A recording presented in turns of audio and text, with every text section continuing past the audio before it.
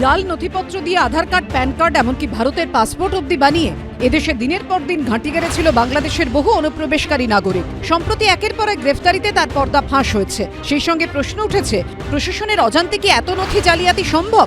তাহলে কি প্রশাসনের একাংশ এর সঙ্গে জড়িত? সর্ষের মধ্যেই রয়েছে ভূত। ক্যান্সারে নেই আর ভয়, NCRI হবে এর জয়। আপনাদের ভরসায় নেতাজি সুভাষচন্দ্র বোস ক্যান্সার হসপিটাল। এই প্রেক্ষাপটেই তদন্তকারীদের স্ক্যানারে উঠে এলো দত্তপুকুরের তৃণমূল পরিচালিত কদম্বগাছি গ্রাম পঞ্চায়েত। কারণ তদন্তে জানা গেছে সবথেকে বেশি জাল বার্থ সার্টিফিকেট মিলেছে দত্তপুকুরের কদম্বগাছি গ্রাম পঞ্চায়েত এলাকার বিভিন্ন ঠিকানায়। আমাদের কাছে চিঠি এসেছিল গোয়েন্দা বিভাগ থেকে এবং আমরা সেই চিঠিগুলো দেখে তাদেরকে উত্তর দিয়েছিলাম। এবার আমরা সেটা তদন্ত করে দেখলাম যে এটা কোনো বাইরের থেকে কোথাও করে থাকতে পারে, এটা পঞ্চায়েতের এর মধ্যে কিছু বা জড়িতও না, কোনো কিছু করেও নি। তদন্ত করে দেখা গেছে কদম্বগাছি গ্রাম পঞ্চায়েতের ভুয়ো সাইট তৈরি করা হয়েছিল এবং তার পাশাপাশি যেটা গোয়েন্দা দপ্তরের তরফ থেকে চিঠি দিয়ে বলা হয়েছিল যে মধু মণ্ডল গ্রাম পঞ্চায়েতের প্রধান, কিন্তু গ্রাম পঞ্চায়েতের প্রধানের নাম মাধুরী মণ্ডল। সেক্ষেত্রে যারা ভুয়ো শংসাপত্র তৈরি করেছিল তারা এক্ষেত্রে একটা গলত করেছিল নামের, আর তা থেকেই স্পষ্টভাবে জানা যাচ্ছে যে এই নকল সার্টিফিকেটগুলো তৈরি করা হয়েছিল কোনো চক্রের মাধ্যমে। পুলিশ সূত্রে দাবি, বারাসাত পুরসভা ও মধ্যমগ্রাম পুরসভার ঠিকানাতেও বেশ কিছু নথি উদ্ধার হয়েছে। বারাসাত মিউনিসিপ্যালিটি থেকে অফিসিয়ালি কোনো বার্থ সার্টিফিকেট ইস্যু হয়নি। যদি হয়ে থাকে বারাসাত মিউনিসিপ্যালিটির নাম করে জাল সার্টিফিকেট হয়েছে, সেটা দায় বারাসাত মিউনিসিপ্যালিটির নয়।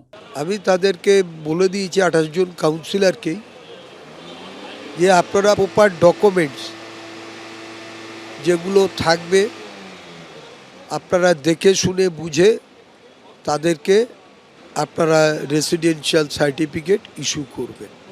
সমস্ত কাউন্সিলরকে আমি এই নির্দেশ আমি পৌরসভাগতভাবে আমরা দিয়ে দিয়েছি।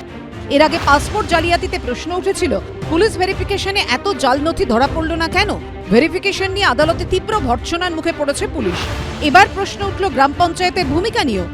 আমরা আগেও বলেছি, আপনি 10,000 টাকা ফেলুন, আপনার কি কি সার্টিফিকেট লাগবে পশ্চিমবঙ্গে সব পেয়ে যাবেন। পুলিশ ভেরিফিকেশনের নামে কি হয় আপনারা আমার থেকে ভালো জানেন। এটা বাস্তবিকতা। এবং উত্তর 24 পরগনা, দক্ষিণ 24 পরগনা অলরেডি ডেমোগ্রাফি চেঞ্জড।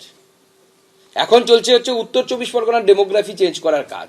পুরো প্ল্যান চলছে এবং এই প্ল্যানে তৃণমূল কংগ্রেস দল ডাইরেক্টলি কোথাও কোথাও ইনডাইরেক্টলি সামিল। বিতর্কের মুখে অবশেষে পাসপোর্ট ভেরিফিকেশনে ফাঁকফোকর খুঁজতে উদ্যোগী হয়েছে কলকাতা পুলিশ। আমরা ডিটেলসে দেখেছি কোথায় কি কি ল্যাবস আছে অ্যান্ড ওই ল্যাবস কিভাবে প্লাগ করা যাবে সেটা আমরা পাসপোর্ট অফিসার, যারা লোকাল পাসপোর্ট অফিসার আরপিও যিনি আছেন ওনার সঙ্গে আমরা বসে মিটিং করেছি। ওরা কি কি জানতে পেরেছে বা কোথায় লুপ হোল আছে সেগুলো ডিসকাস হয়েছে।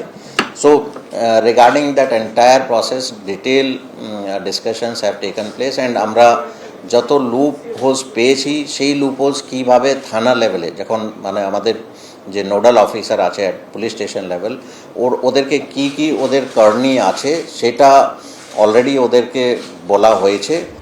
এর আগে পাসপোর্ট জালিয়াতি কাণ্ডে যে 6 জন গ্রেফতার হয় তাদের মধ্যে 3 জনই বারাসাতের বাসিন্দা। এবার পুলিশ সূত্রে দাবি করা হচ্ছে, বৃহস্পতিবার পার্ক স্ট্রিট থেকে বাংলাদেশের অনুপ্রবেশকারী যে আবিদুর রহমান গ্রেফতার হয়েছে তাকেও জাল নথির ভিত্তিতে আধার ও প্যান কার্ড বানিয়ে দেন উত্তর 24 পরগনারই এক ব্যক্তি। পাসপোর্ট জালিয়াতি কাণ্ডে ইতিমধ্যেই গ্রেফতার হয়েছে দত্তপুকুরের বাসিন্দা মুক্তার আলম। এদিন ধৃতের স্ত্রী মুখ খুলতে না চাইলেও এক প্রতিবেশী দাবি করেছেন মুক্তার পাসপোর্টের কারবার চালাতেন। ট্রেনের টিকিট, প্লেনের টিকিট এইসব দোকান ছিল, এটা তো এখন এসব থেউকো লাগিয়েছে।